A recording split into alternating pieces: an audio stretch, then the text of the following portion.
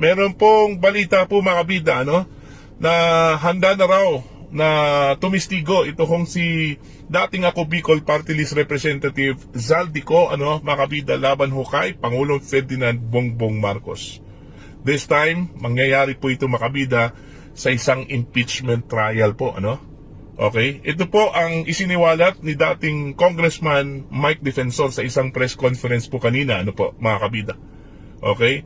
Most probably, baka meron pong komunikasyon po, sa pagitan po ng kampo po ni Zaldico at itong grupo po, ni Mike Defensor, mga kabida. Okay?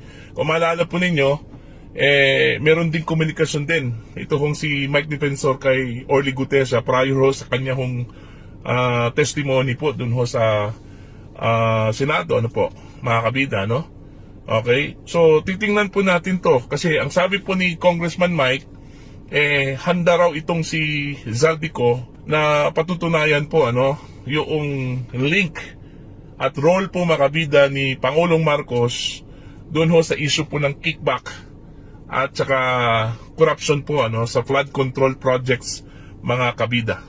Okay, yun yung very interesting po na gusto nating pakinggan mga kabida, kung sakali man po matutuloy itong impeachment laban ho kay Pangulong Marcos. Pero ang problema lang hindi po tinanggap yung kanila hong impeachment complaint, diyan po sa Office of the Secretary General po mga kabida, diyan sa Kamara de Representantes. Okay? I don't know kung they will attempt to submit, okay, the impeachment complaint again, mga kabida. Kasi po parang dudulog ata sila sa Korte Suprema, dito ho sa ginawa po ng OSG na hindi po tinanggap yung kanilang impeachment complaint dahil sa rason mga kabida na wala raw ito hong kanilang head po ng opisina na si Secretary General Cheloy Garafil, nasa Taiwan daw po, mga kabida. Pero ang argument po ng kampo po ni Mike Defensor, pwede naman pong tanggapin po ito kung mayroon man po siyang subordinate po doon, yung kanyang mga staff. Okay? Kagaya ho ng mga kaso dyan sa Office of the Ombudsman, hindi naman talaga si Ombudsman Boying Remulyang personal na tatanggap dyan, mga kabida, kung meron man pong ifa-file na complaints, di ba? Mga staff lang po. Okay? Ganun din yon doon po sa Kamara de Representantes. Kaya nga ngayon lang po nangyari po mga kabida, ang isang impeachment complaint ay tinanggihan po, mga kabida. Di ba?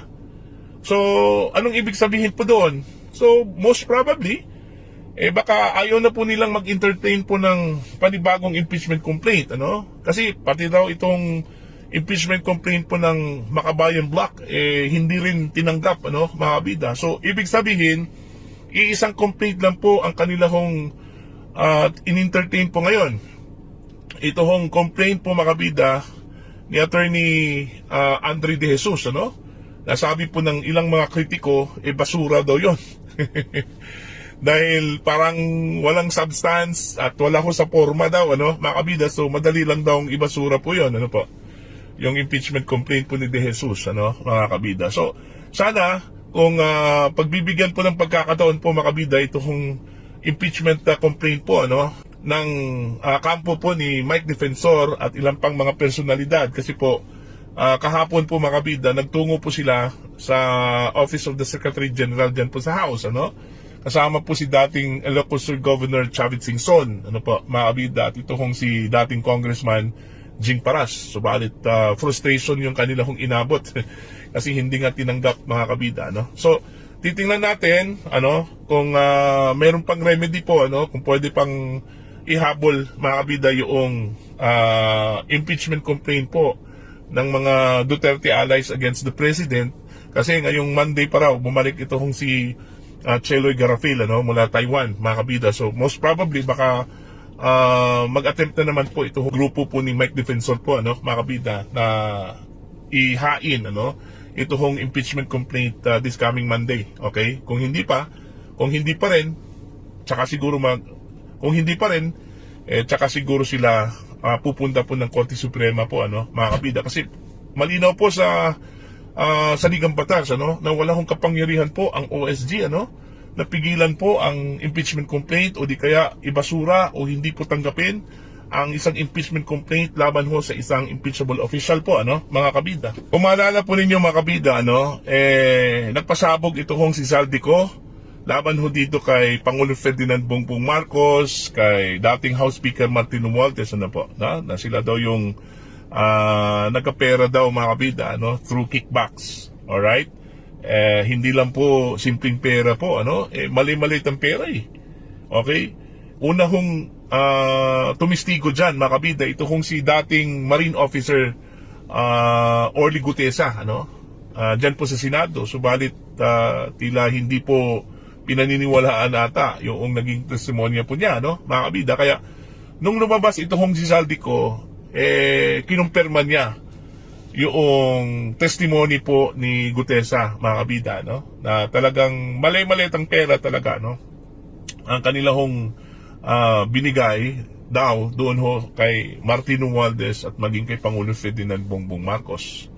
Okay? Pero yung statement, yung pasabog po ni Congressman Zaldico, hindi po nila dinignify po, ano, mga kabida. In fact, ang chairman po ng Senate Blue Ribbon Committee, ano, na si Senator Ping Lacson, tinawag po niyang walang probative value, ano, yung testimonya po ni Zaldico. Dahil unang-una po, hindi po notaryado, hindi ho nag-take oath po, ano, ito kung si Zaldico po, ano, mga kabida. So, paano daw paniniwalaan yung ganong klaseng testimonya, ano? Wala hong accountability po, ano po, mga kabida, dahil hindi po notaryado yung kanyang testimony, ano? So, ang ginawa po ni Senator Ping, challenge niya po ito hong si Zaldico, na pumunta ka doon sa embassy kung saan ka ngayon, o saan po siya, ano, mga kabida, yung location po niya, at doon po siya mag-take oath. Okay? Doon ho sa kanya hong pasabog po, ano, mga kabida. So yun, ano, dahil doon mga kabida, ipuspusan yung paghahanap po, ano, ng gobyerno kay Zaldico, ano po. In fact, mayroon pong utos po, mga kabida, ano, ito kung si Pangulong Marcos sa mga involved agencies po, ano, na makipagtulungan sa Portuguese government, kasi nabanggit kasi ni Secretary John Wick Rimulya, mga kabida, ano, na posibleng nasa Portugal daw ito hong si Zaldico, at posibleng meron pong passport po ito, ano, Portuguese passport ito hong si Zaldico, ano po, mga kabida. Gusto po nilang makipag-negotiate sa gobyerno po ng Portugal para ho sa repatriation po, ano, ni Congressman Zaldico.